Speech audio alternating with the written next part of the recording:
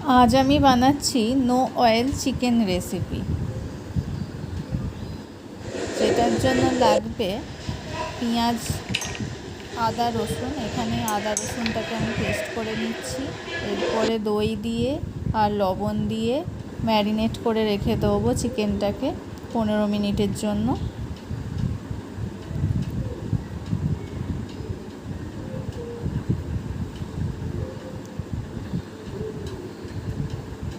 ভালো করে মিক্স করে নেব।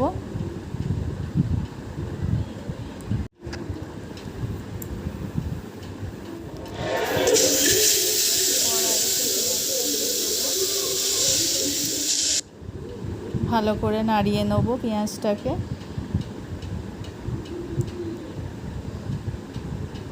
পেঁয়াজটাতে একটুখানি লবণ মেশাবো, যাতে সেই লবণের জন্য পেঁয়াজটা নরম হয়ে যায়। লবণ দিলে তাড়াতাড়ি পেঁয়াজটা নরম হয়ে যাবে, রান্না হয়ে যাবে তাড়াতাড়ি। এরপর আমি দিচ্ছি গোলমরিচের গুঁড়ো, জিরের গুঁড়ো।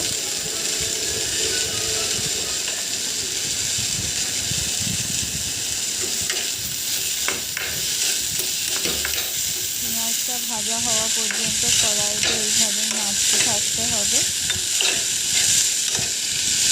আর যে আদা রসুন পেস্টটা করেছিলাম সেটা চিকেনের মধ্যে দিয়ে দিচ্ছি।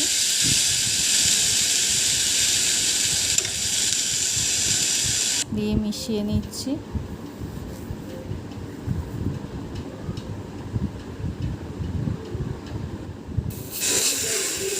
এবার পেঁয়াজের মধ্যে দুটো কাঁচা লঙ্কা দিয়ে দিলাম। কাঁচা লঙ্কা স্বাদ অনুযায়ী বেশি কম করা যেতে পারে। এরপরে আমি হলুদ গুঁড়ো দিয়ে দিচ্ছি।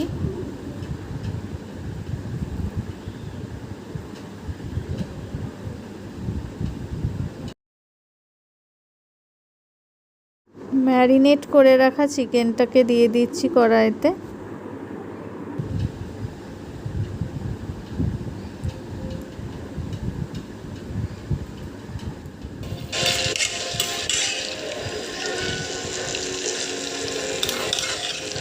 ভালো করে চিকেনটাকে নাড়িয়ে নিলে তারপরে একটুখানি পরিমাণ মতো জল দিতে হবে। এরপরে আমি টমেটো সসটাকে নিয়ে নিচ্ছি। টমেটো সস দিচ্ছি আর সোয়া সস দিচ্ছি।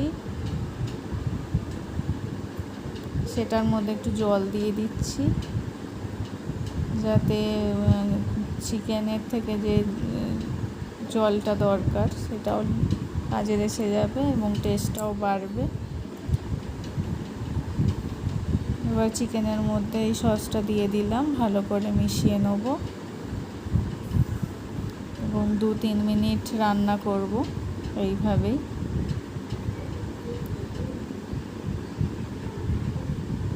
এবার একটা ঢাকা দিয়ে রেখে দিতে হবে 2 মিনিট মতো, এবং ঢাকা খুলে এরকম শুকনো হয়ে আসলে পরিমাণ মতো জল হতে পারে। এর মধ্যে আমি অ্যাড করছি গরম মশলার গুঁড়ো, চিনি স্বাদ মতো আর ধনে পাতা কুচি। এবার ভালো করে নাড়িয়ে নিয়ে নো অয়েল চিকেন রেসিপি।